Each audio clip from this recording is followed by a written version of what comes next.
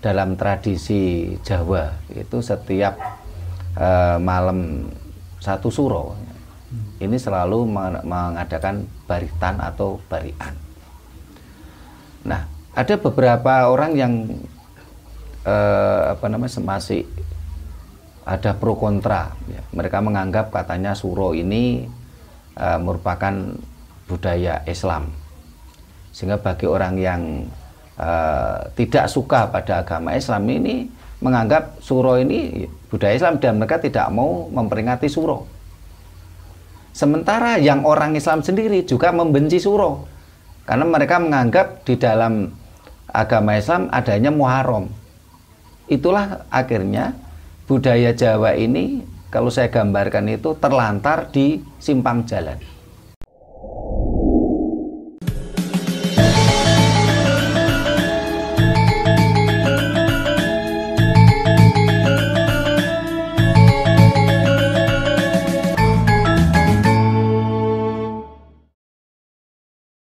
Rahayu. Rahayu. Para pemirsa Raket Prasojo TV channel yang kami hormati, kita berjumpa kembali dalam kegiatan Yayasan Raket Prasojo, Lembaga Pengkajian, Pelestarian dan Pengembangan Budaya Nusantara. Nah, para pemirsa, malam ini adalah malam satu suro. Dalam tradisi Jawa ada tradisi mapak suro. Mapak, mapakne, mapanke suro.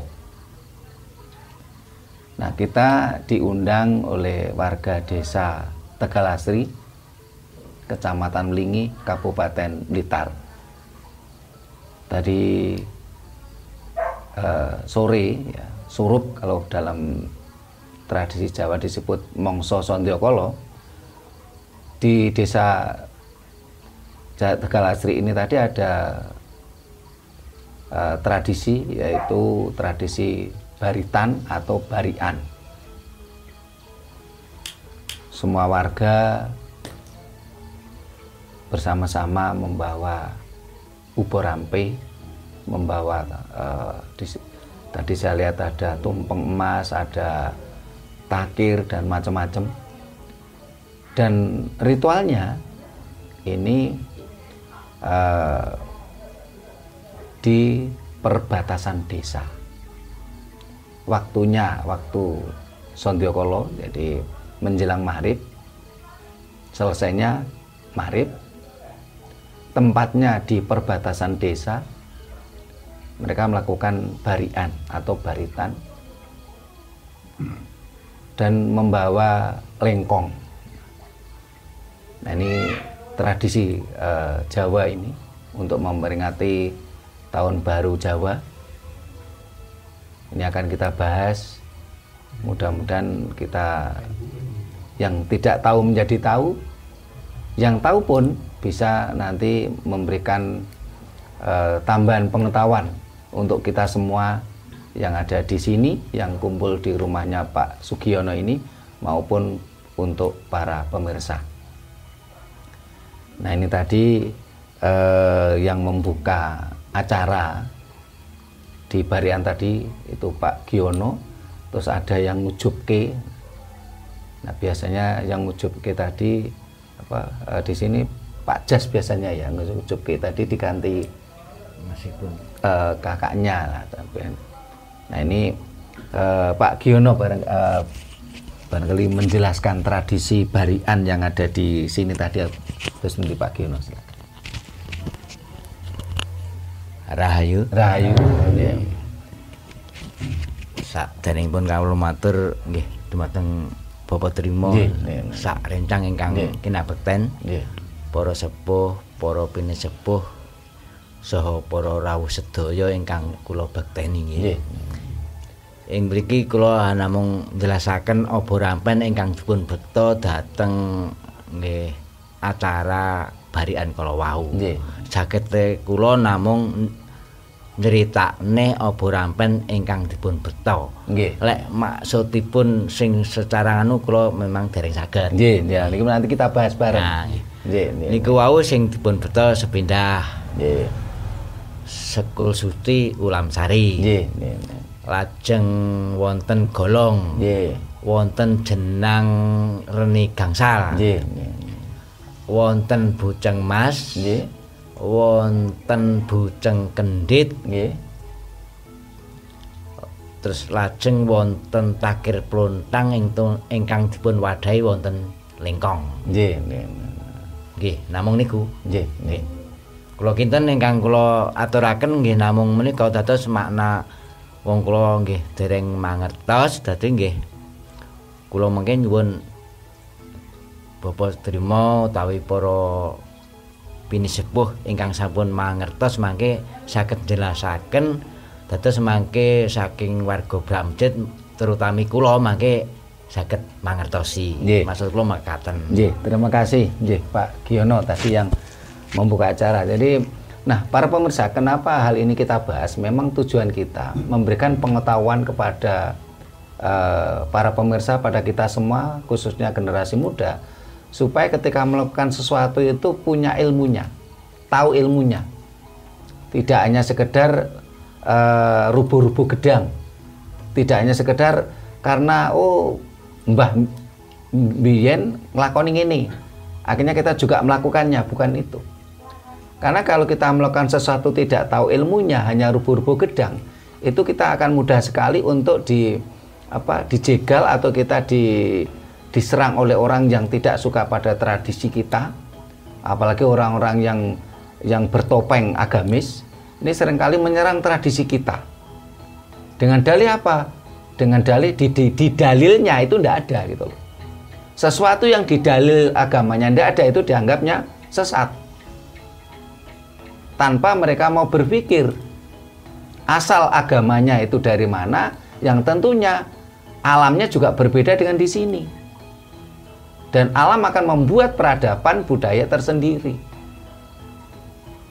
Kenapa kok apa yang ada di sini ini ya tentunya tidak ada di dalil dari agama-agama tersebut, karena agama-agama tersebut adalah tamu atau dayoh di negeri ini yang memiliki dasar budaya yang berbeda.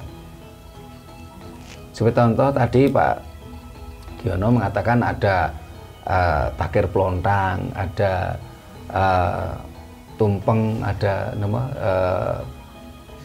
golong, napa niku nasi, napa ulam sari, ada napa sekul buceng emas. Nah, ya mohon maaf, umpamanya yang dari Timur Tengah, yang dari Arab, di sana kan tidak mungkin ada beras, tidak mungkin di sana ada takir plontang, di sana tidak ada daun pisang. Ya. Sehingga kalau kita semua para masyarakat yang mencintai tradisi leluhur kita, ya, tidak mau mempelajari itu, akhirnya akan diserang oleh para agamis-agamis tadi dengan dalil apa? Di dalam kitab sucinya tidak ada. Kalau di dalam kitab sucinya tidak ada, dianggap sesat. Karena tidak ada dasarnya katanya. Padahal itu adalah tuntunan dari leluhur kita. Mereka bilang nggak ada dasarnya karena di dalam kitab sucinya nggak ada. Padahal ini jelas-jelas ilmu Jawa itu kasunyatan.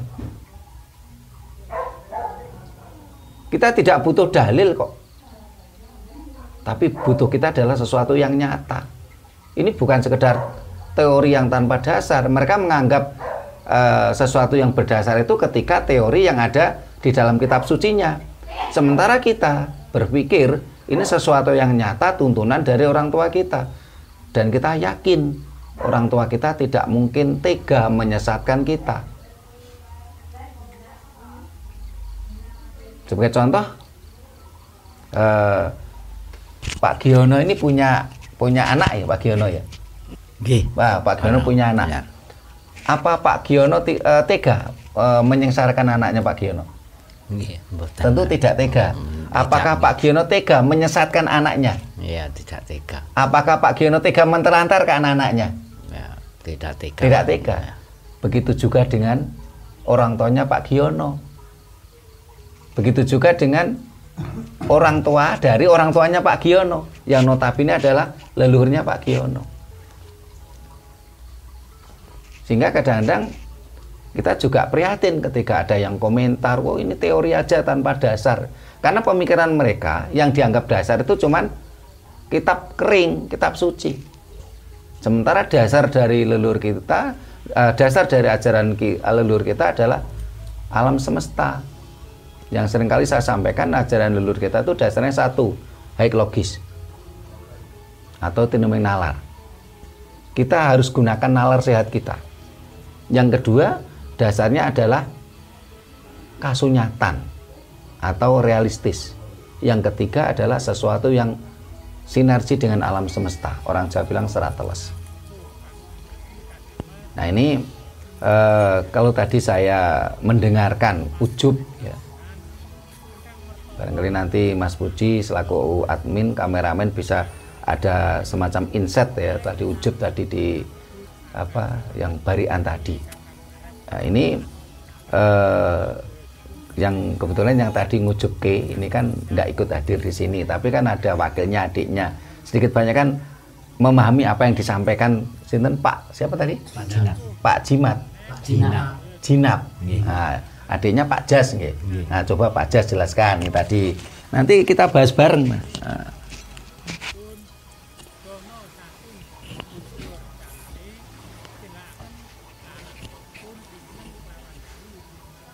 Nggih. Matur suwun wedal ingkang dipun paringaken dhateng kawula. Nggih. Lan saderengipun kawula ngaturaken salam rahayu. Rahayu sagung dumadi. Menika menawi tangget kalian kula mekaten. Kula niku pancine niku dereng ngertos artose. Dados upami dipun niku takhir luntang ngaten nggih. Nggih. Niku artose kados pundi? Lajeng anggenipun ngaturaken menika kados pundi? Nggih. Menika kula dereng mangertos. Cobi nek biasane ngujup nih Pak Jas. Niku contoh. Niku kula niku mulai belajar niku tasik kala winginane. Oh, ngaten. Nalikane Pak dereng dangu. Nyono ninggal niku kosong. Karena sing ngujubne sing lami sedo meninggal terus kosong akhirnya baru belajar. Nggih. Tapi belajar ini panci dereng kertas ngaten. Oh ngaten. Kados pundi menika jenengan aturaken upamine pager pluntang niku asale ngaturaken pripun? Nggih. Niku kan kula dereng kertas. Nggih. Upami buceng Mas niku sing diparingi sinten? Nggih. Terus niku kula nggih dereng kertas. Nggih. Ngoten. Nggih. Niku maksud kula ngoten niku. Nggih. Sak lintu-lintune nggih ngoten niku pancen dereng kertas. Oh, nggih. Terima kasih Pak Jas. Nggih. Nah, sekarang tadi apa saja yang dibawa sudah disampaikan oleh Pak Giono. Nah, sekarang kita beri kesempatan yang muda. Karena tadi saya lihat ada yang banyak anak muda mengikuti acara tadi. Tentunya yang muda ini kan diharapkan kan sebuah regenerasi. Sehingga yang muda itu diharapkan ini mengerti ilmu tadi. Nah, ini bagi yang muda, ada yang mau bertanya. Nah, ini yang kelihatan yang muda nih, ada Mas Erham. Jadi nggak muda nggak umur. Tapi yang lebih muda lagi, nah, silakan ada yang pertanyaan yang muda dari Pak Jas sama Pak Giono. Ada yang siapa? Pak Erham, Pak Bambang atau yang Mas Ena? Silakan Pak Mas Erham dulu.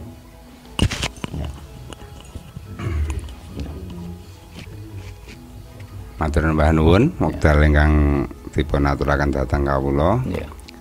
Saderengipun kula ngaturaken rahayu. Rahayu.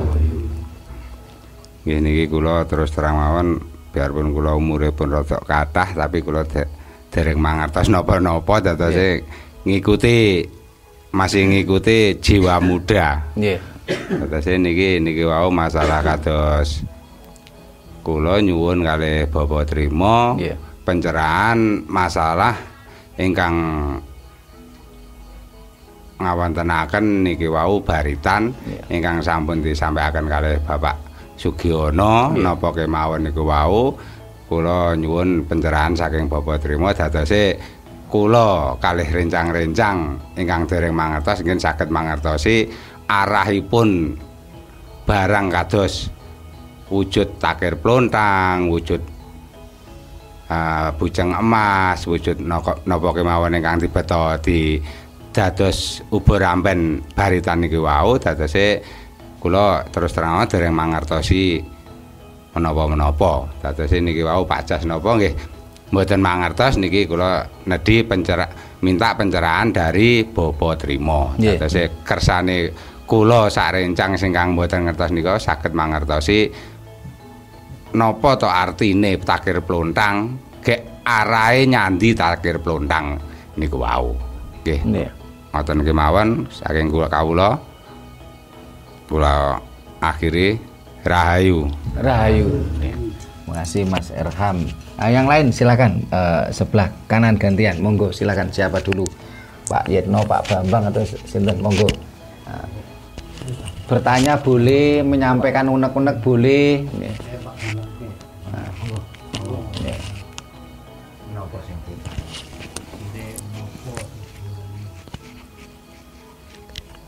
Nggih, saderengipun kawula ngaturaken rahayu. Nggih, rahayu. Dumateng para pinesepuh, aji sepuh ingkang sampun pono ing pamawas kiblat ing Panembah ingkang satuhu dahat kawula bekteni. Ing mriki mbok bilih ing mriki kawula niki mumpung wonten Bapa Trima, ing mriki kawula sayaktosipun ingkang dibahas niki masalah takir plontang utawi obor ampe kagem baritan utawi suran. Ing mriki ingkang kula tangletaken kawula kepengin sumerep nggih menika aksara Jawa ingkang jumlahipun 20 niku tentu kemawon wonten maknanipun lan ing mriki kirang sesrepan kawula dumateng bab menika. Ing mriki kula nyuwun wedhar saking panjenenganipun Bapa Trima, mugi-mugi saged katampi dening para kadang sedayanipun. Nggih, matur suwun. Nggih, terima kasih Pak Bambang. Nggih. Ada yang lain? Silakan. Monggo. Anu macing ngriki mohon biar kelihatan. Nah, nggih.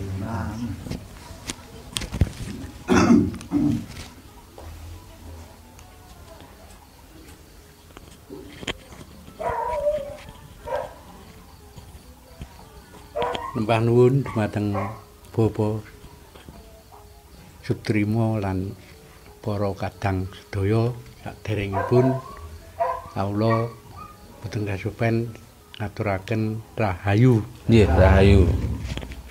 Lah ing mriki kula badhe nyuwun keterangan dumateng Bapa Trima ing bab kembar mayang. Niki kembar mayang niki misale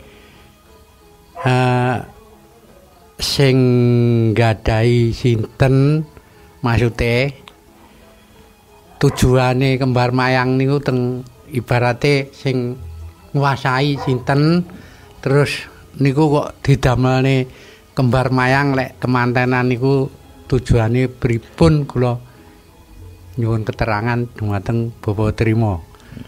Cekap semanten nggih kula matur rahayu. Nggih, rahayu. Nggih, makasih Pak Mespan. Nah, ini agak melenceng dari tema, nggih, mangke kita jawab belakangan. Nggih. Nah, para pemirsa, memang dalam tradisi Jawa itu setiap malam satu suro ini selalu mengadakan baritan atau barian. Nah, ada beberapa orang yang masih ada pro kontra. Ya. Mereka menganggap katanya suro ini merupakan budaya Islam, sehingga bagi orang yang tidak suka pada agama Islam ini menganggap suro ini budaya Islam dan mereka tidak mau memperingati suro. Sementara yang orang Islam sendiri juga membenci suro karena mereka menganggap di dalam agama Islam adanya Muharram. Itulah akhirnya budaya Jawa ini kalau saya gambarkan itu terlantar di simpang jalan. orang keturunan suku Jawa yang tidak suka Islam ini tidak mau memperingati Suro karena mereka menganggap Suro itu adalah budaya Islam. Karena memang ada tradisi Islam yaitu pada yang disebut dengan hari Asyura. Yang di dalam berbagai pelajaran Islam, hari Asyura ini merupakan hari kemenangan para nabi. Sehingga dipercaya di dalam perspektif Islam, perspektif agama Islam, itu setiap tanggal 10 Muharram ini disebut hari Asyura atau hari kemenangan para nabi. Di situ diceritakan oleh para ustadz, para mubaligh, pada tanggal 10 Muharram disebut hari Asyura yang diceritakan menurut konon ya, karena di dalam agama itu kan karakteristiknya kan iman, harus dipercaya. Kita tidak boleh bertanya lebih detail tentang benar dan tidaknya cerita tadi.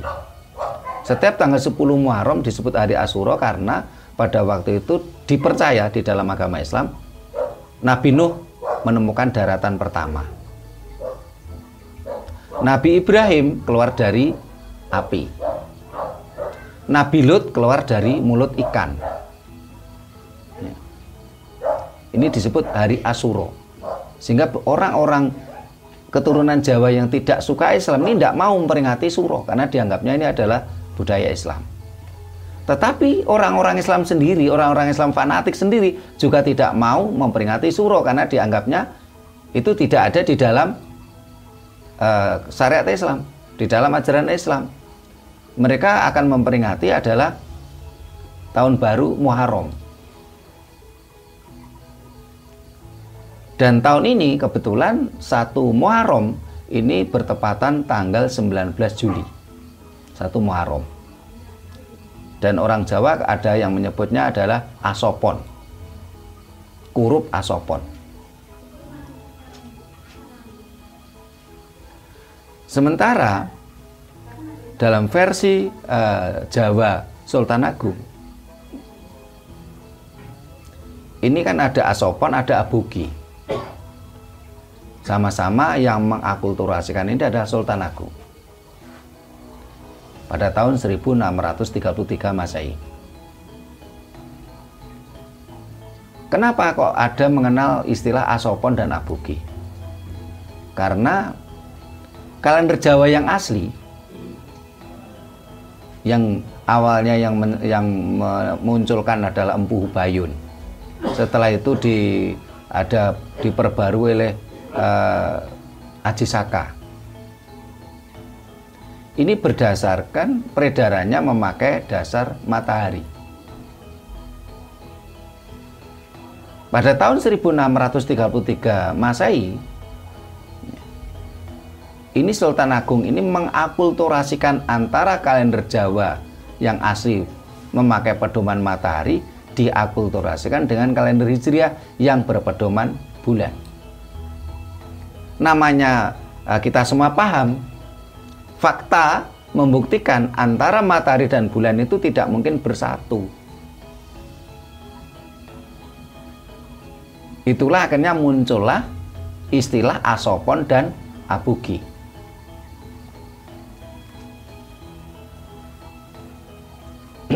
Karena kalau umpamanya siang tadi Asopon, besok itu Aboge. Siang tadi Selasa Pon, besok itu mesti Rebo Wage. Sehingga yang dimaksud dengan 1 Suro Aboge, tahun Alif dinone Rebo Wage, ini dimulai ketika bulan itu muncul. Kurang lebih sekitar jam 4 atau jam 5 sore. Itulah sebabnya muncul ada istilah Asopon dan Aboge. Nah, seringkali bagi orang-orang yang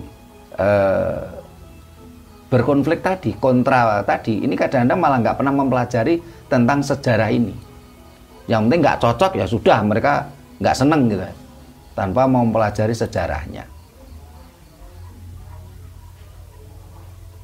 Seharusnya bagaimana? Orang yang kita sebagai orang Jawa, keturunan Jawa, dan kita diberi tinggalan, warisan dari leluhur kita, tentunya ya harus kita lestarikan. Walaupun saat ini alam sudah mulai zaman mulai berubah. Dan saya yakin leluhur kita tidak mungkin menyesatkan kita. Leluhur kita tidak mungkin menyengsarakan kita, dan tidak mungkin leluhur kita tadi mentelantarkan kita. Ini awal cikal bakal munculnya istilah asopon dan abuki. Dan malam ini adalah malam satu suro. Apakah benar suro ini merupakan budaya Islam? Sebenarnya kata suro ini adalah sesuatu kata yang universal. Memang di dalam agama Islam ada istilah Asyuro. Tulisnya pakai shin, Asyuro. Itu adalah tanggal 10 Muharram yang dipercaya merupakan hari kemenangan para nabi.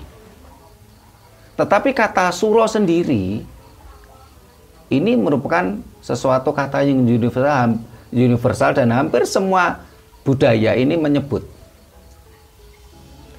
Bahkan di kitab sucinya orang Yahudi pun kata surah ini juga disebut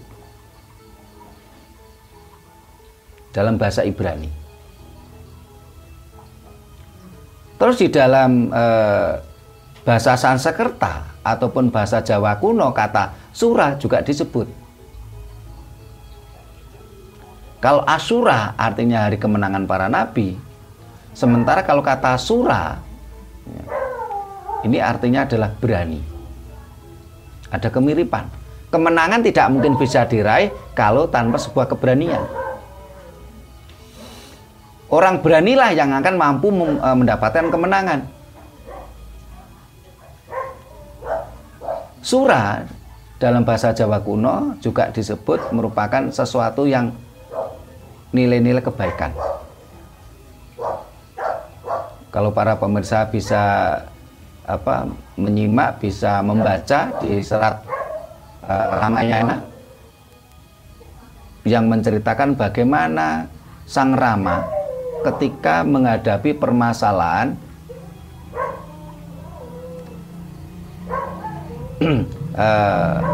Sugriwa Subali.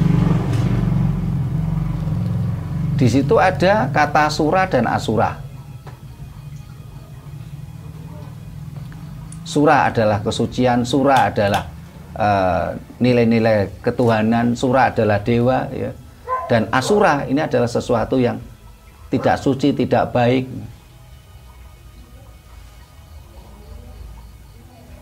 Di situ juga adanya tentang bagaimana tentang Mahesasura. Jadi kata sura banyak disebut di berbagai literasi Jawa. Sehingga kalau yang mengatakan yang kalau menurut saya sok Jawa tapi tidak ngerti Jawa, sehingga kadang-kadang membenci, memusuhi kata sura, kadang-kadang saya juga prihatin juga gitu. Padahal kata sura banyak disebut di berbagai literasi Jawa. Bagaimana tentang cerita Dewi Klisuci juga disebut kata sura, Mahesasura, Jatasura, Jotosuro. Jadi sura bisa berarti berani, sura juga bisa berani suci atau kebenaran, yang akan bermusuhan dengan asura, sesuatu yang tidak suci, sesuatu yang tidak benar, sesuatu yang tidak baik, itu asura. Nah, kenapa tadi di desa Tegal Asri itu mengadakan baritan atau barian? Dan saya lihat tidak hanya Tegal Asri saja, hampir semua daerah-daerah ini di desa-desa itu melakukan barian. Dan kenapa bariannya tadi kok mongso Sondyokolo? Tadi sekitar antara jam sebelum maghrib sampai maghrib ya, sekitar jam 4:30 sampai jam 6 tadi Pak Giono. Nah, mongso Sondyokolo adalah masa pergantian waktu. Ya, karena kita memang memperingati pergantian waktu. Kalau kita memperingati tahun baru Masehi, ini kan jam 00 pergantian waktu. Karena kalender Masehi memakai pedoman matahari. Sementara kalender Jawa versi Sultan Agung ini kan memakai pedoman perkawinan bulan dan matahari, sehingga diambilnya ketika matahari mulai nampak, bulan mulai nampak. Itu kurang lebih sekitar jam 4 atau setengah 5. Di situ kita memperingati pergantian waktu, pergantian tahun.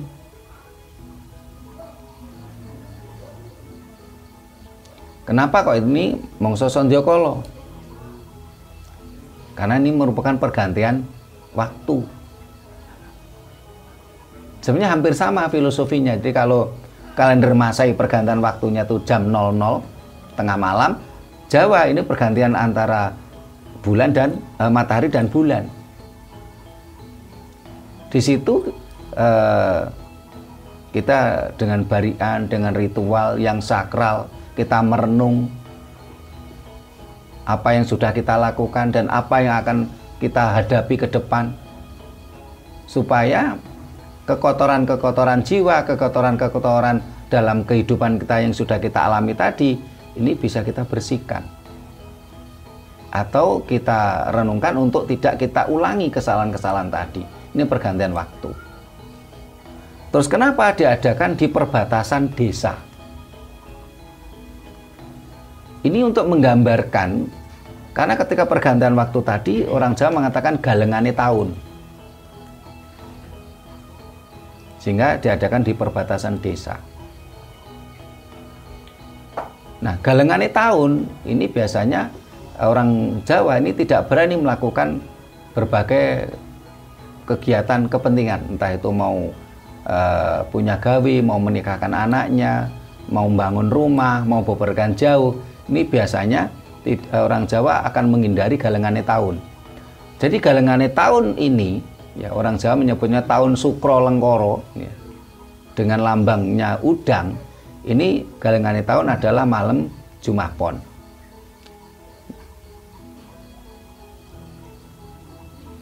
Nah, kenapa galengane tahun ini kok dihindari, dan banyak masyarakat Jawa yang berkeyakinan ini akan mendatangkan malapetaka.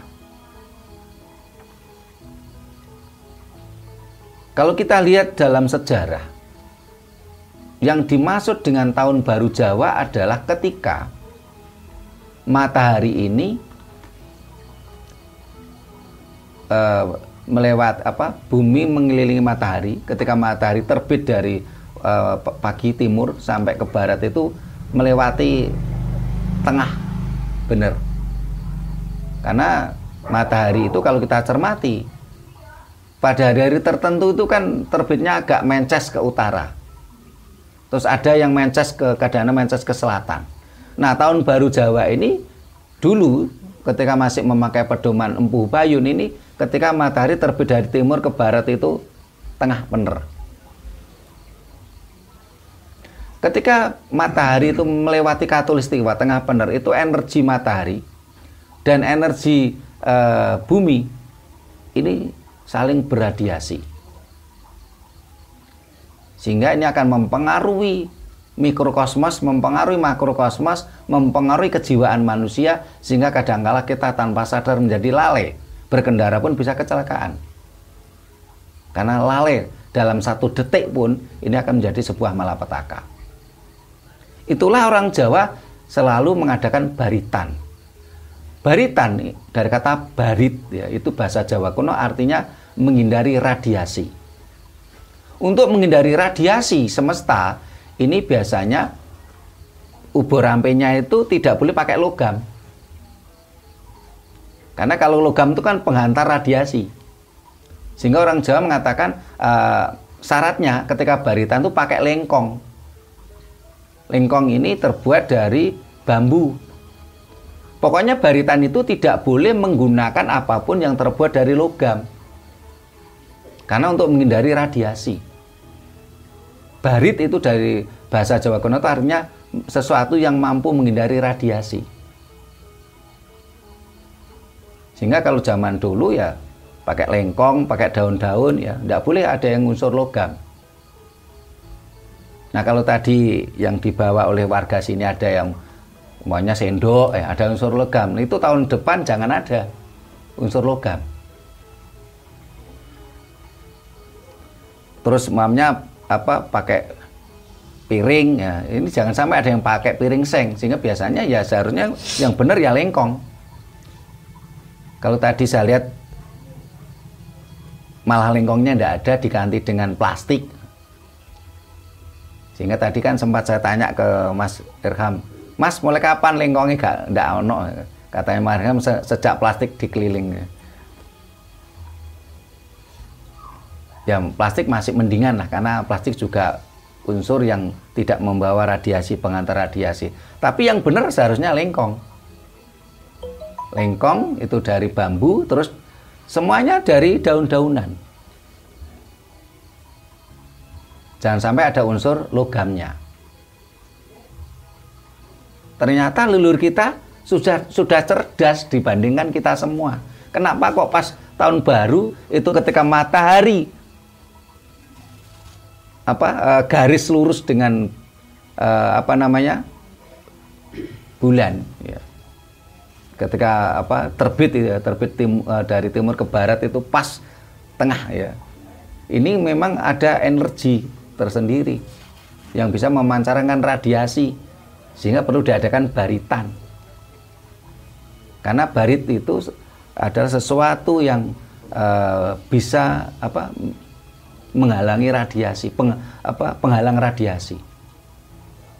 Dan itu terbuat dari apapun yang non logam. Sehingga diharapkan dari lengkong dari bambu, setelah itu dari daun-daunan, dan diharapkan tidak membawa piring yang dari logam, dari seng, bahkan piring dari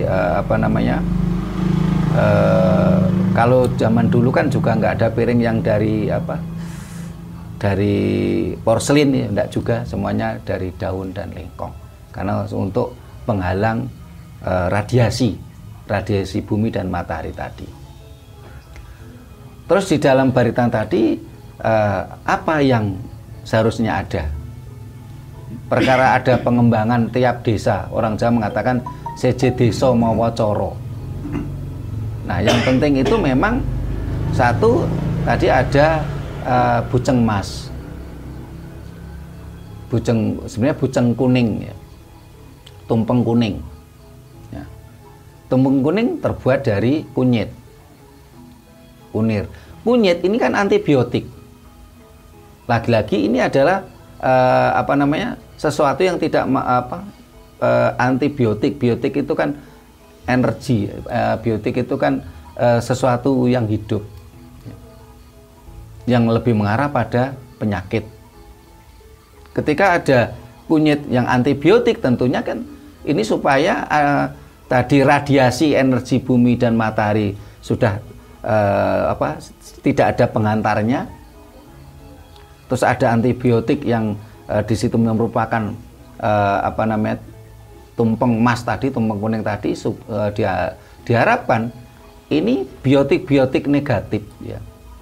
Penyakit tadi ini terhalang atau tersembuhkan atau ternetralkan, sehingga warga desa yang mengikuti bariatan tadi tidak terkena penyakit, apalagi dari radiasi tadi.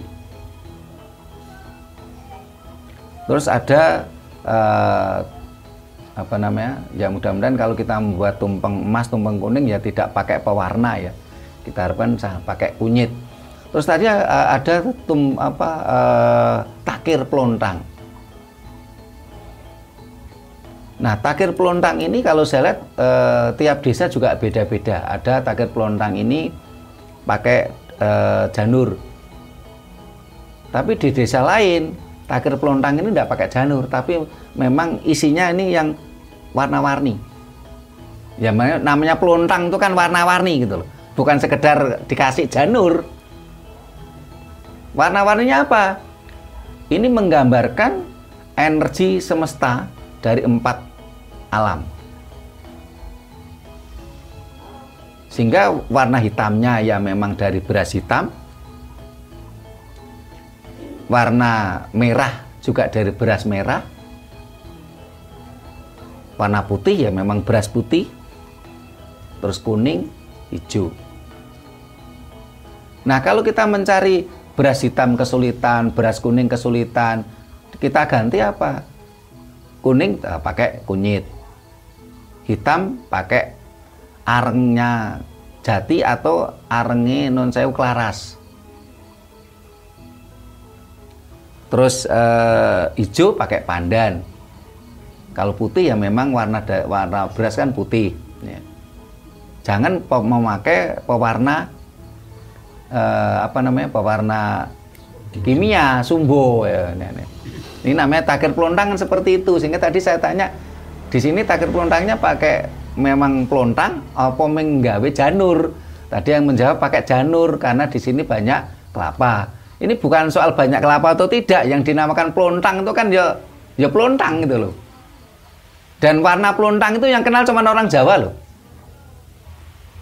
Kata pelontang itu. Ini orang Batak enggak ngerti pelontang ya. Pelontang itu isi ini. Nggih. Oh. Lha jarane takir pelontang. Yang mriki sing paham pelontang itu di Adae. janur. Itu takire. Karena itu nanti terkait dengan energi semesta, energi alam ngoten lho. Terus ajeng takir pelontang terus ada napa niku apa lagi Pak nih Pak? Bujeng mas terus bujeng kendit. Nah, tumpeng kendit ini yang bener bukan kok tumpeng putih terus dikasih janur dikenditi, disabui dengan janur. Tumpeng kendit itu yang bener adalah atasnya putih, tengahnya itu ketan hitam, beras hitam, bawahnya putih. Atau kuning, hitam, putih. Hitamnya pakai ketan. Karena ini juga terkait dengan energi alam.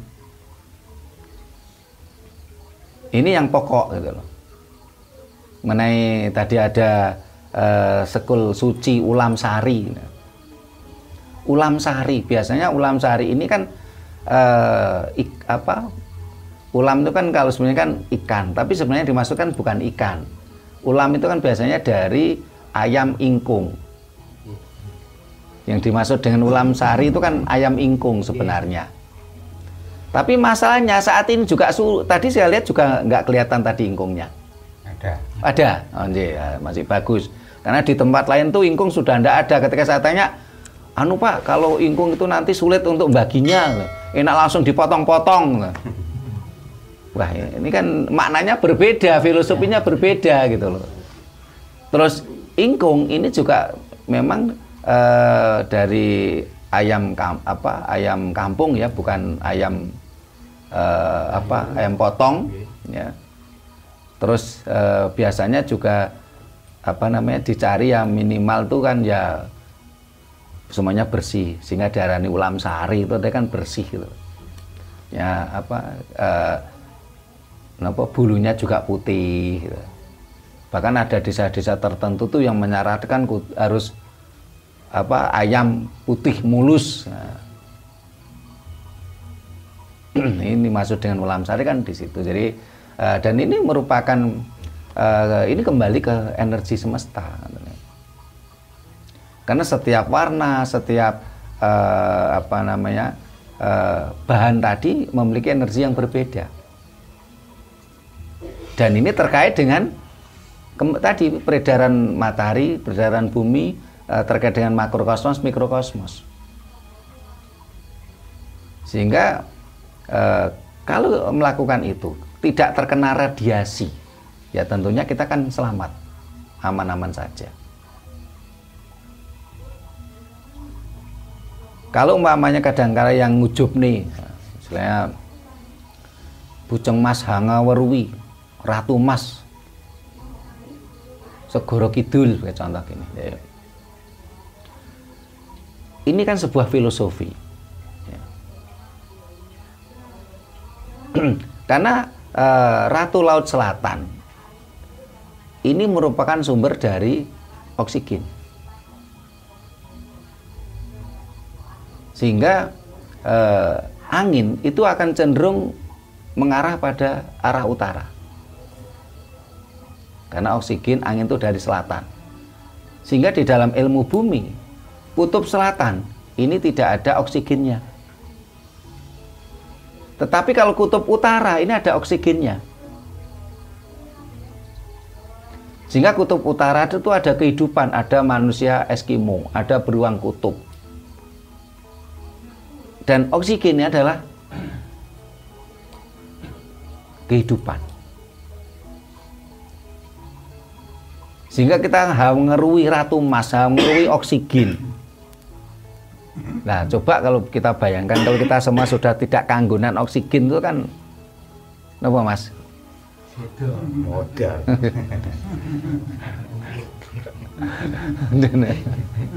Ini kembali ke energi alam gitu loh, energi semesta gitu loh. Nah, sekarang kalau kita memperingati ini tahun baru, ada sebuah pergeseran radiasi semesta. Kok kita ini hura-hura, mamanya kita tiup trompet, kita nari-nari, kita minum minuman keras, kita joget-joget, kita bahkan ada yang bakar jagung, bakar sapi, bakar kambing lah. Kita menjadi lengah dan semua itu akan menjadi penyakit gitu. Itulah orang Jawa setiap mapak suro ya. Kalau dalam filosofi kata saja mapak mapakne mapanke. Kita mapak. Jadi ada beberapa kalimat yang kadang-kadang itu kan banyak yang nggak paham. Ada yang mengatakan memperingati suro atau ada kata lain itu semacam ulang tahun. Ini sebenarnya kata itu tidak pas. Yang benar memang mapak suro, mapak tahun baru.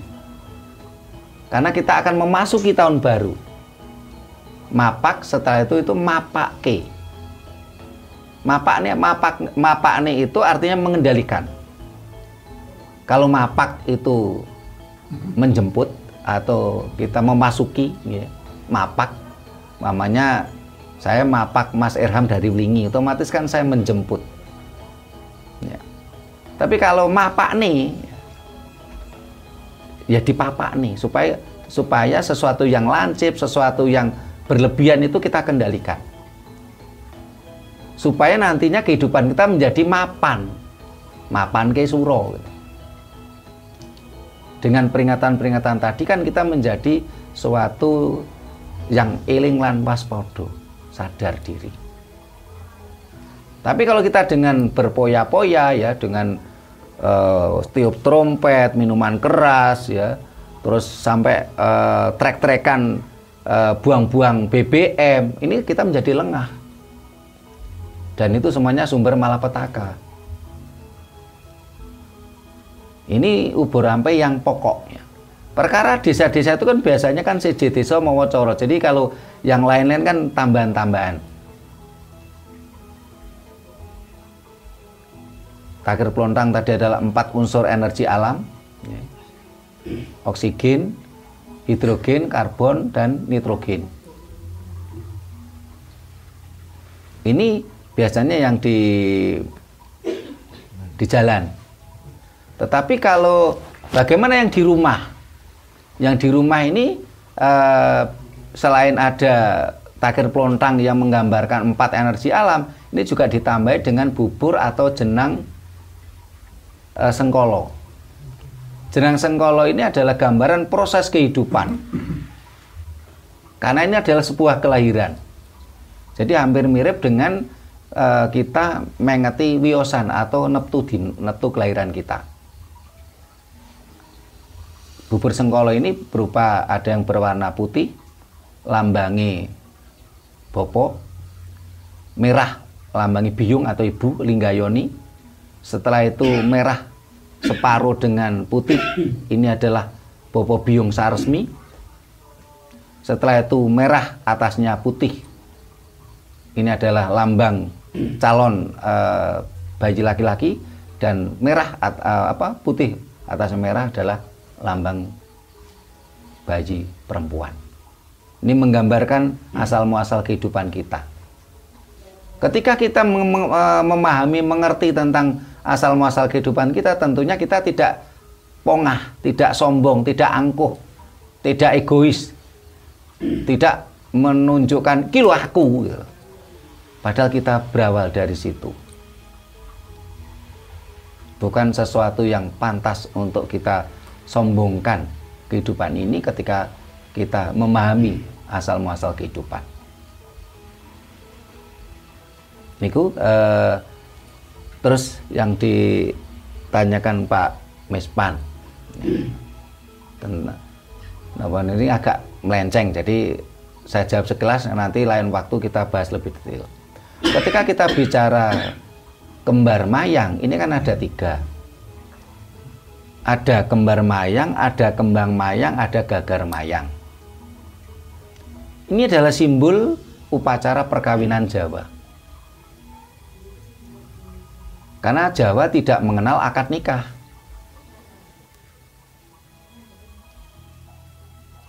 Saya tidak membahas akad nikah karena itu bukan ranah kita. Kita kalau di dalam budaya Jawa itu adalah kata kawin. Di dalam undang-undang NKRI juga disebutkan undang-undang perkawinan, ya bukan undang-undang pernikahan, tapi undang-undang perkawinan nomor 1 tahun 74. Kawin itu dari bahasa Jawa kuno, dari kata kaawin, artinya boyong. Di situ ada prosesi sakral, bagaimana kita seorang laki-laki mau memboyong calon garwa kita, calon sigarane nyawa kita, calon pasang hidup kita. Memakai proses yang panjang. Tidak hanya sekedar sebuah transaksi. Aku beli wanita dengan uang 1 juta atau uang 100.000. Ini kan transaksi. Aku beli wanita untuk saya penetrasi. Ini bukan budaya Jawa. Nah, simbol dari kawin tadi ini prosesnya panjang, tapi salah satu simbolnya adalah kembar mayang, kembang mayang, gagar mayang. Kembar mayang ini adalah mayangnya kembar, sehingga ada 2 pasang. Sehingga kemarin saya ke suatu daerah kok cuman satu-satu. Nah, ini bukan kembar mayang. Kalau kembar kan tentunya 2. Kembar mayang. Mayang ini kan kembangi Jambi atau Nah, pada zaman dulu di dalam peradaban kita yang namanya Jambi ini kan sesuatu yang bernilai tinggi. Bahkan ketika perjamuan di sebuah kerajaan namanya Pinang, ya, Jambi, ini adalah suguhan kehormatan. Kenapa? Karena Pinang ini ternyata memiliki enzim, ya, yang bisa menguatkan gigi, membersihkan bakteri dalam mulut, ya, sehingga akhirnya menyehatkan. Karena sumber penyakit awal dari manusia itu kan di mulut. Kenapa kok mayang, kembar mayang itu untuk simbol memulai hidup baru, sehingga yang zat enzim dari mayang tadi mampu membersihkan berbagai penyakit, penyakit badan maupun penyakit kehidupan. Nah, kembar mayang itu ketika pengantainya itu perawan dan perjaka. Kalau pengantainya ini perjaka sama janda, ini kembang mayang. Atau pengantainya ini perawan sama duda, ini kembang mayang, bukan kembar mayang. Sehingga yang ada mayangnya cuman 1. Terus ada gagar mayang. Gagar mayang ini ketika ada seorang meninggal, ini masih gadis atau masih perjaka, pakai gagar mayang.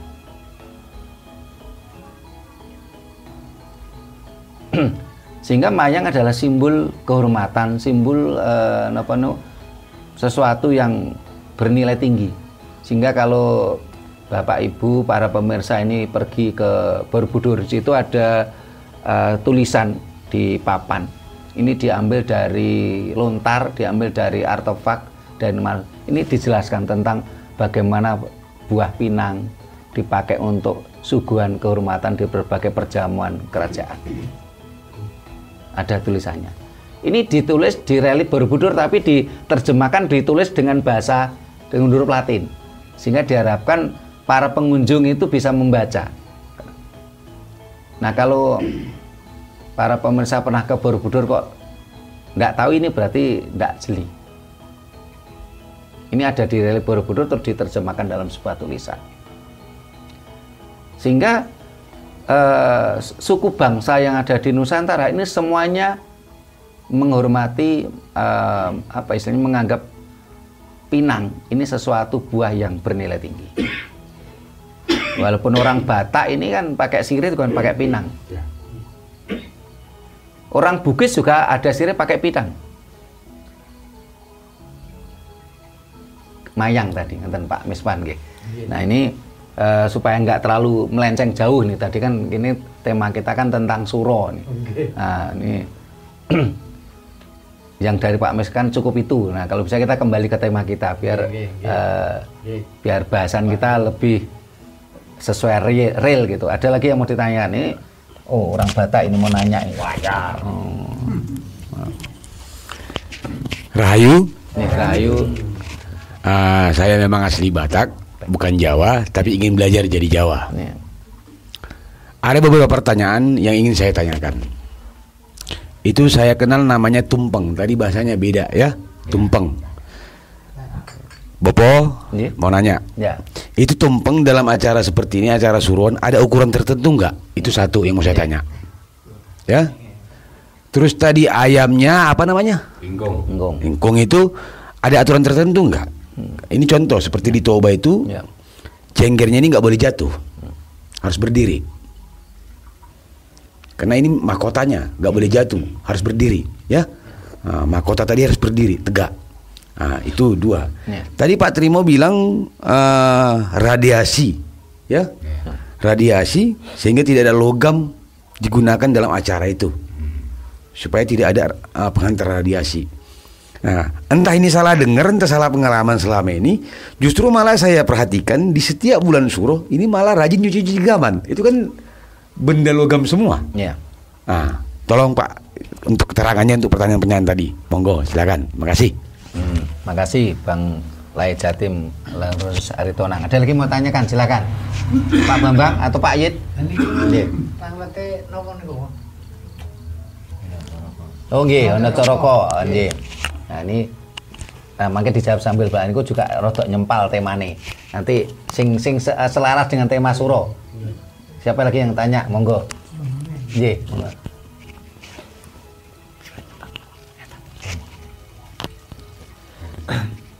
Nggih, nyuwun sewu nggih Pak, sedherek nggih Pak. Nggih, sadèrènge kula matur, bilih wonten tuna kelepatan kula mengke ajak kula matur nyuwun ngapunten nggih.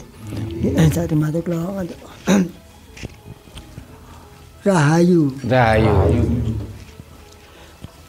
Nyuwun sewu nggih Pak Trimo. Bapak Trimo, kula badhe pun prisa niki wulan Suro tanggal kaping kepindhah nggih Pak. Nggih. Niki kula badhe tanglet lekne wulan Suro niku upami kula tangletaken pasung dari wonten pundi Pak? Pasundari nggih. Wulan Suro Pasundari wonten pundi? Kan Jatingarang manggenipun wonten pundi? Nggih. Lek mengki sampun kepanggih kula pami kantun nurut mawon sak teruse setahun niki. Tahun sasiro pendak siro niki nggih. Nggih, cekap ngoten angkat atur kula tetep Rahayu. Nggih, Rahayu. Nah, nggih. Nggih, ada lagi yang ditanyakan, silakan. Nggih. Sing masih no? Betul. Nggih. Jeneng Pak enten ngerti? Ampun, nggih. Ini pertanyaannya Bang Jatim, saudara kita dari Batak. Ya memang dalam budaya Batak juga ada banyak kemiripan dengan Jawa. Ya. Bahkan dalam berbagai penelusuran ya, ini munculnya suku Batak, suku Minang itu setelah Singhasari, kerajaan Singhasari ini melakukan ekspedisi Pamalayu dan ketemu dengan di sana ketemu dengan kerajaan Dharmasraya. Nah, kembali ke tadi tentang ingkung ya, ditanyakan Bang Jatim ya. Ingkung ini biasanya kan memangnya ayam jago yang lancur, bukan ayam jago yang tua. Kalau lancur otomatis ya cenggernya kan berdiri tuh. Kalau yang kepleh itu kan biasanya kan sudah tua. Ini kalau untuk ingkung kan tidak boleh sebenarnya, yang sing wis napa kepleh ketuaan kan biasanya kan yang lancur sing sik kenceng. Ini. Tetapi juga tidak boleh napa Pak istilahipun sik nemen napa sik kenomen. Nah, kecilikan nggih kan juga enggak boleh gitu loh. Karena kalau masih kecil kan cenggernya juga masih belum dereng medal nggih cenggere ngoten. Saya mahkota sing jejeg. Nggih, tesih jejeg ngoten. Saya lancur. Lancur niku nggih sik jalune ya sik kenceng tenan. Sehingga tadi kayak Mas Erham tadi katanya 6 tahun ditinggal istrinya kan jalune ya wis anu njaluk ditambani gitu ya. Nah, kenapa di dalam masyarakat Jawa setiap suro ini kan bingung dengan mau jamas pusaka, terutama keris semua itu kan logam ya. Ini sebenarnya kalau keris ataupun tombak ini kan logam dan ini memang pengantar radiasi. Nah, ketika bulan Suro tadi ini kan ada sebuah radiasi yang cukup kuat, terutama pas tanggal 1 Suro. Biasanya kan orang jamas pusaka ini kan tidak tanggal 1 Suro.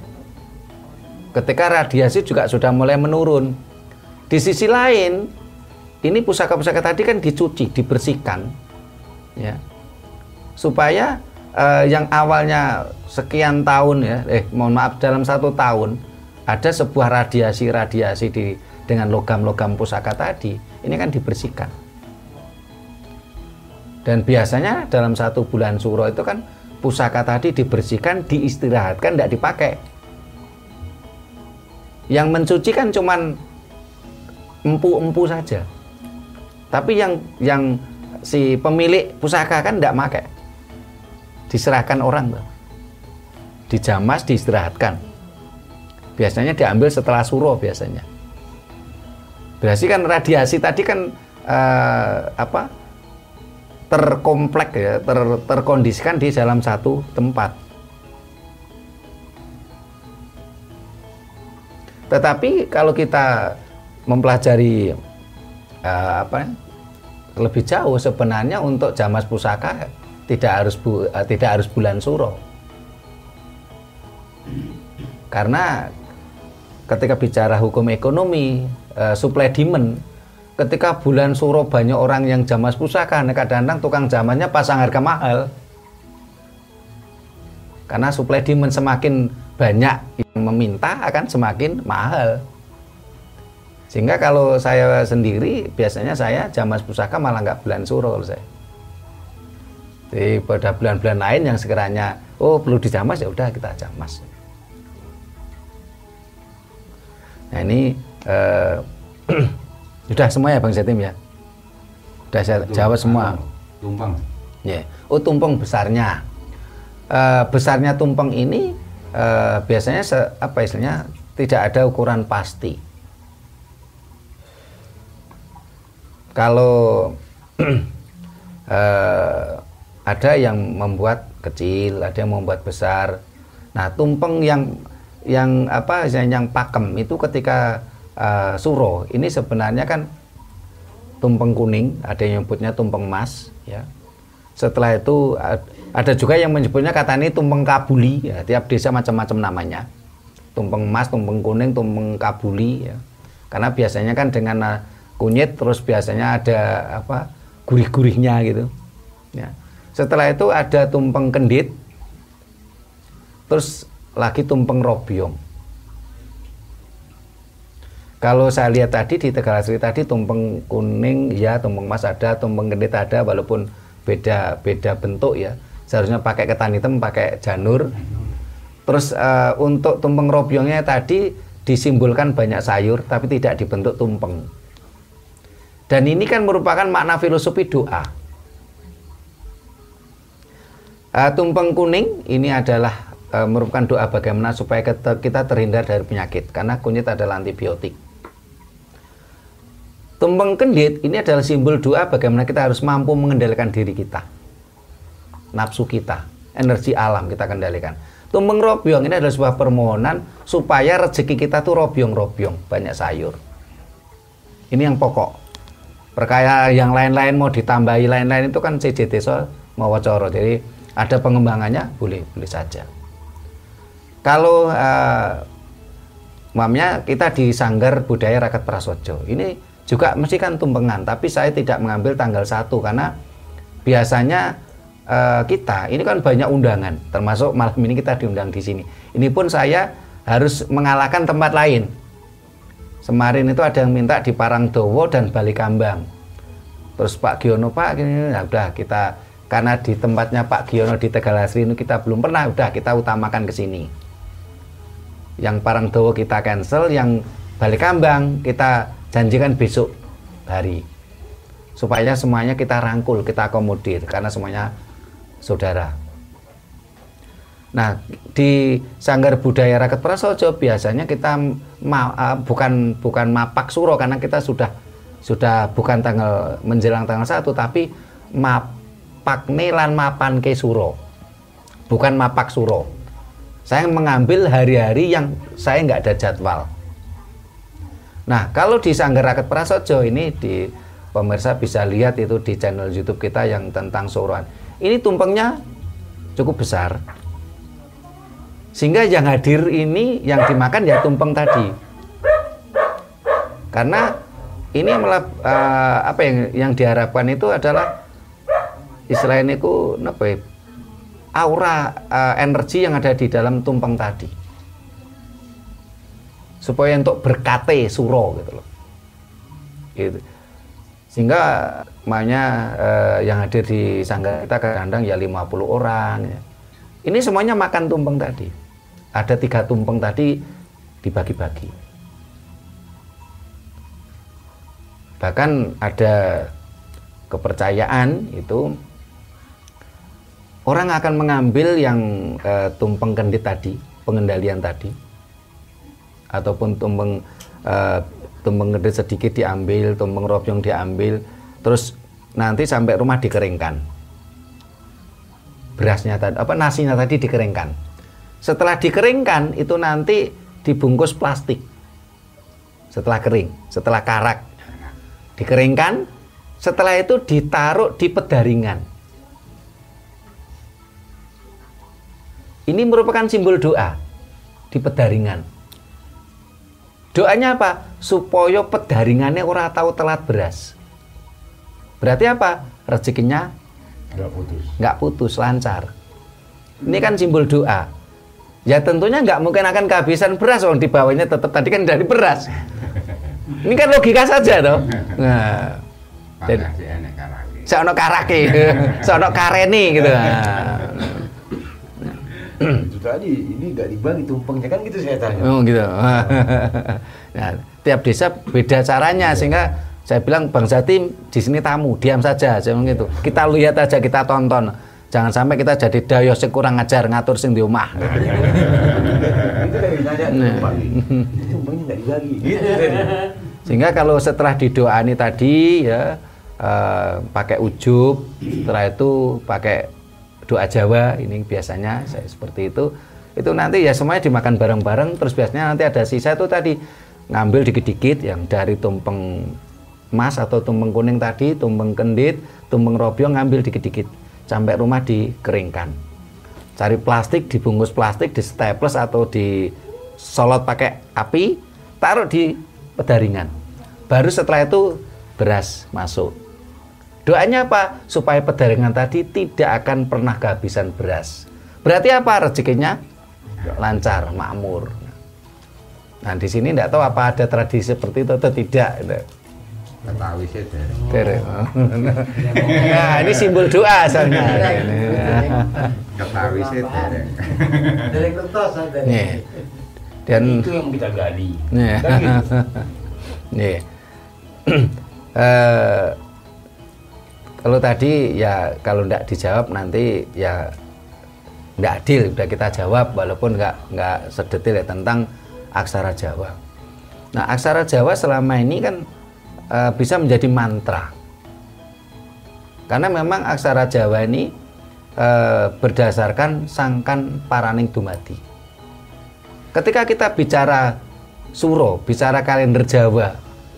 Nah, kalender Jawa ini bermula bersamaan ketika Empu Bayun itu memunculkan kalender Jawa. Memunculkan aksara Jawa. Kalau kalender Jawa berdasarkan sangkan dumadining bawono, asal muasal alam semesta. Kalau aksara Jawa berdasarkan sangkan paraning dumadi, asal muasal kehidupan. Nah, ini banyak masyarakat kita itu kan kadang-kadang dijadikan mantra. Karena asal muasal kehidupan kita semua mengalaminya. Kepengen rezeki lancar ya, kita mantranya aksara Jawa dibaca berurutan. Kalau kita ingin menolak bala, aksara Jawa dibalik. Orang Jawa mengatakan caraka wali. Karena memang ini simbol asal muasal kehidupan. Nanti untuk lebih detail kita bahas tersendiri tentang aksara Jawa. Tapi di YouTube kita sudah ada itu tentang pembahasan tentang aksara Jawa. Terus pertanyaannya, Mbah, ini mana? Mbah Sinten mau suping, Mbah Saimin. Ya. Tentang Nogodino, Nogotaun, Jatingarang, Pasundari. Nah, ini saya tidak hafal, Mbah, jujur saja, tidak hafal. Tapi di kalender yang kita terbitkan ada. Dan saya memang sengaja tidak menghafalkan. Kenapa? Karena ajaran Jawa itu sesuatu yang tinemeng nalar, logis, yang realistis, bukan dogmatis. Kalau dihafalkan kan cenderung dogmatis, Mbak. Nek dogmatis itu akan melemahkan nalar. Di sisi lain otak manusia itu terbatas, dan saya memang sengaja tidak mau menghafalkan. Sehingga saya Mbah Saimin kan juga udah membeli kalender kita.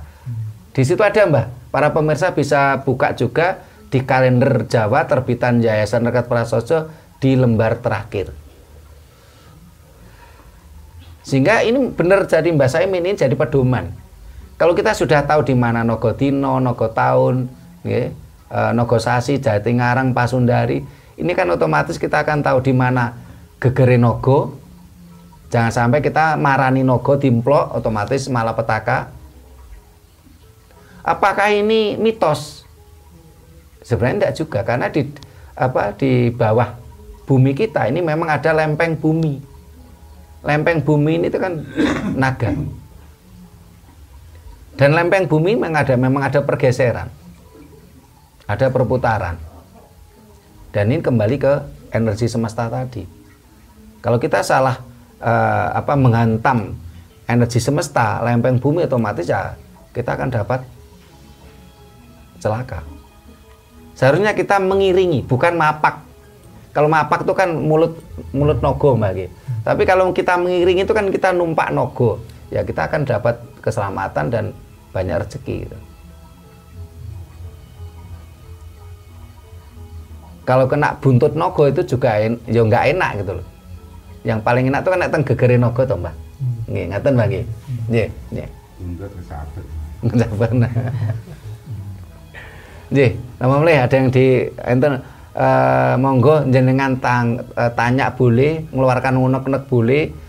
saya yakin jenengan juga punya ilmu. Jadi kalau mengoreng-unek itu kan saya juga dapat, pemirsa juga dapat. Jadi tidak serta-merta saya yang harus jawab, saya juga bukan maha guru kok. Nih. Sinten malih, monggo silakan. Nih. Pak Yit. Nggih monggo Pak Yit. Temane lain, Pak. Nggih, monggo. Temane lain mangke mawon. Nggih. Niki temane tetep suro niki riyen. Nggih. Kersane satu tema.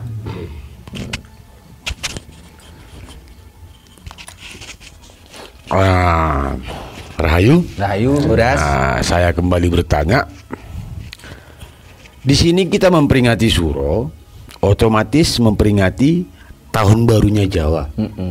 Nah, di sini kita boleh dikatakan tadi seperti acara sore tadi membuat tolak bala, ya, biar bala nggak sampai ke kampung kita, menolak penyakit, contohnya seperti itu ya. Nah, yang perlu saya tanyakan di sini, nah, otomatis daerah ini punya punden atau suatu tempat kehormatan. Punden, ya, bukan punden, punden ya, danyangan. Punya satu tempat yang dihormati, yang dimulai oleh para leluhur. Nah, sebelum acara tadi sore, ini saya mau bertanya, apa tidak selayaknya masyarakat ke tempat yang dihormati dulu, menyampaikan rasa hormat, baru kita buat acara seperti tadi sore? Kira-kira itu yang mau saya tanyakan. Rahayu. Nah, yang warga Tegal Asri mau jawab? Ya, Pak Bambang jawab. Pak Mispan. Kan? Jadi ada sesuatu yang berbeda. Jadi ketika peringatan Suro sama Punden ini ada tempat sembahyang. Jadi di dalam ajaran Jawa itu kan sembahyangnya kan di tempat sembahyang, yaitu di Punden. Punden ini untuk tempat sembahyang bersama-sama dalam oleh warga semua.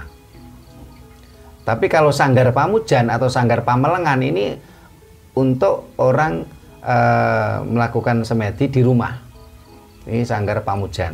Kalau Punden itu di luar, di Punden atau di Pedanyangan. Ini merupakan biasanya cikal bakal desa.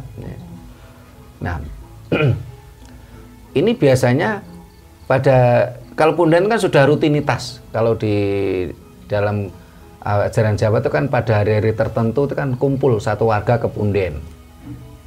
Mamanya ada desa yang mensakralkan, setiap Jumat Kliwon ke Punden. Ini biasanya kan dulu sembahyang bareng-bareng. Sementara kalau acara tadi baritan tadi, ini kan memang khusus Suro dan itu dilakukan cuman 1 tahun sekali.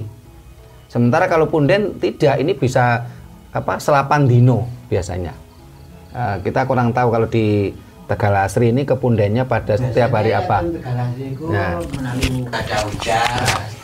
Silakan Pak. Nah, jadi sakit waras, ngintun, sukane banyak. Dibaleni, diulang lagi Pak, pakai mic Pak. Ini kok ono kadik niki kok. Nah, make upami dalang niku kare wancine genduren, napa niku genduri niku. Niku nggih di waos iki apa dikawerui niku undang Tegal Asri napa niku juga Pak niki sing mesti waos niku nggih sing ujug nggih nggih Pak Mas Irham silakan nggih saderengipun Rahayu saya sedikit mau memberitahukan masalah Bapak dari Batak tadi menanyakan masalah danyang. Ini begini, ini sepengetahuan saya. Pengetahuan saya itu kalau di sini, kalau di masalah danyang itu tiap ada acara kesakralan umpama genduren apa yang baritan tadi surah satu surah itu tadi kan sudah disampaikan sebelum kita doa itu kan sudah disampaikan ke danyang. Nah, itu yang nyampaikan kan yang ujub, yang baca tadi. Jadi kalau masalah danyang itu tetap tersangkut, Ya, tidak ngawerui, tetap Iya. ngawerui. Jadi kalau memang punya niat mau acara di leluhur Danyang, Iya. itu biasanya kalau mau ada hajatan, mau ada kepinginan apa yang sudah tercapai, itu biasanya dari nadar atau janji. Nah, itu dari saya, sepengetahuan saya sampaikan begitu. Terima kasih. Rahayu.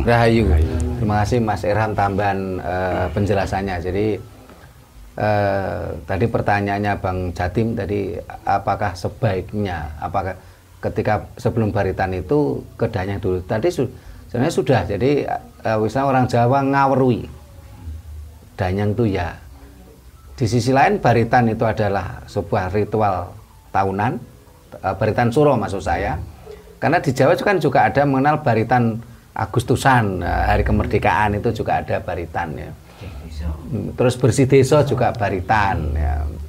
Nah, sehingga yang namanya baritan itu memang kalau kita lihat dari kata penghalang radiasi, yang namanya baritan memang harus tidak ada unsur logam. Entah itu baritan suro, entah itu baritan 17-an ataupun baritan bersih desa. Tidak ada unsur logamnya. Dan kalau kepunden ini memang pada hari-hari tertentu dan bisa tiap 8 dino sekali, entah itu karena ada janji, karena punya hajat ya dan sebagainya. Tapi kalau baritan suro memang tradisi tahunan. Ini sampun atau ada lagi tentang tema kita suro? Sampun. Nggih. Nah, para pemirsa demikian tadi nggih. Demikian tadi bahasan kita tentang baritan suro nggih. Dan seluk-beluknya kita bahas, mudah-mudahan kita semua menjadi paham, para pemirsa menjadi paham kenapa masyarakat Jawa melakukan tradisi baritan suro. Sehingga yang kita harapkan ketika kita semua paham, terutama generasi muda itu paham, kita mengerti, kita lakukan dengan kesadaran. Karena memang ajaran Jawa itu kan sebuah kesadaran. Sebuah kesadaran yang tanpa perintah, tanpa larangan, tanpa iming-iming, tanpa ancaman. Sebuah kesadaran. Kita lakukan, kita jalani dengan sebuah kesadaran. Tanpa ada yang memerintah, ya, tanpa ada yang melarang, tanpa ada iming-iming dan tidak ada ancaman. Oh, kalau kamu nggak ikut baritan nanti kamu kena hukuman, tidak ada. Kamu ikut baritan nanti kamu akan dapat reward, dapat hadiah, juga tidak ada. Ajaran Jawa adalah sebuah ajaran kesadaran tanpa perintah, tanpa larangan, tanpa ancaman, tanpa iming-iming. Dilakukan sebuah kesadaran tingkat tinggi. Sebuah lifestyle, sebuah gaya hidup. Sehingga kalau kita memahami ini, ketika nanti ada orang, ya, terutama orang-orang yang sok agamis kadang-kadang menyerang kita dengan dalil di kitab sucinya nggak ada dan dianggap itu sesat, kita mampu memberikan penjelasan. Demikian tadi bahasan kita tentang baritan suro, mapak suro, mapak suro, dan mapanke suro. Mudah-mudahan bermanfaat untuk kita semua. Bila mana ada kata-kata kami yang kurang berkenan, ada tata kerama kami yang tidak memadai, kami mohon maaf. Terima kasih. Sampai jumpa di kegiatan kita lainnya. Rahayu. Rahayu.